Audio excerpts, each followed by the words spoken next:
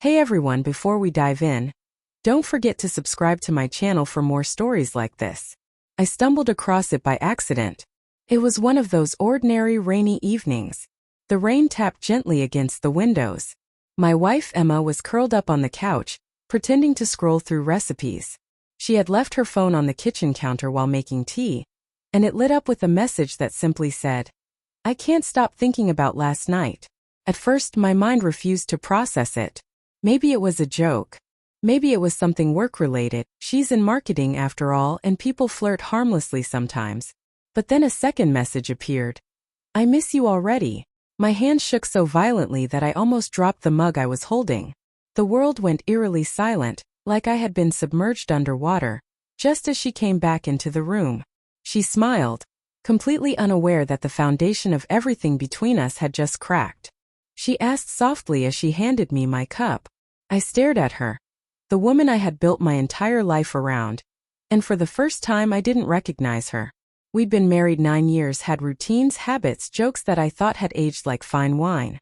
Looking back, though, the distance had crept in quietly. Dinner table laughter had been replaced by silence. The touch of her hand became brief, polite, almost obligatory. I blamed work, fatigue, life itself. Never did I suspect there was someone else. That night, after she fell asleep, I went through her messages. I hated myself for it, but my heart raced like I was the one doing something wrong. I needed to know. His name was Dylan. They had met at a client event 3 months ago.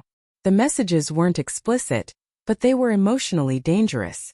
They spoke about how he understood her, how she felt truly seen, words that had once belonged to me. The betrayal wasn't physical. It was in her heart. For days I stayed silent.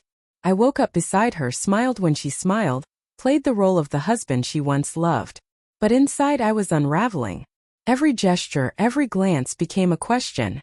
Every smile seemed false.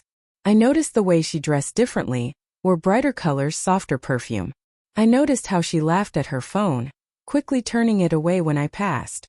I wondered if I had lost her entirely, or if there was anything left worth saving. A week later, she mentioned she'd be working late. I didn't say a word, just nodded and kissed her cheek as always. But I followed her. Not proud of it, I stayed a few cars behind, headlights dimmed, hands sweating on the wheel. She parked outside a small cafe downtown. Not her office. My heart pounded as I watched her go inside. Minutes later, I saw them together. He smiled, she laughed, then looked down. It wasn't the look of lovers, it was guilt. 10 minutes later, I left. I had seen enough. That night, she returned home around 10 p.m. I was awake, pretending to read. She looked tired, maybe even sad. When she climbed into bed, she whispered, "I'm sorry for being distant. I've just been overwhelmed." I wanted to scream, confront her, rip everything apart and start over somewhere else. But something in her trembling tone, almost pleading, made me pause. I simply asked, "Do you still love me?" She froze, tears welling before she whispered, "I don't know." That broke me more than any confession could. We slept in silence. The next morning, she left before I woke. I sat at the kitchen table for hours, staring at nothing until I finally grabbed a pen and wrote her a letter. Not one filled with anger, but with honesty. I told her I had seen the messages, that I had followed her, that I knew everything. But I also said this: if even a part of you wants to try to fix this, meet me at our lake on Sunday at sunset. Our secret spot by the water where I proposed. Sunday came. I waited on the cold wooden bench, hands in my jacket pockets. If she didn't show by sunset, I had decided I would walk away for good. The sky shifted from gold to orange to purple. She hadn't come. Just as I was about to leave, I heard footsteps. She stood there, eyes swollen from crying, holding the letter in trembling hands. "I ended it," she whispered. "It wasn't physical, but it was still wrong. I'm so sorry."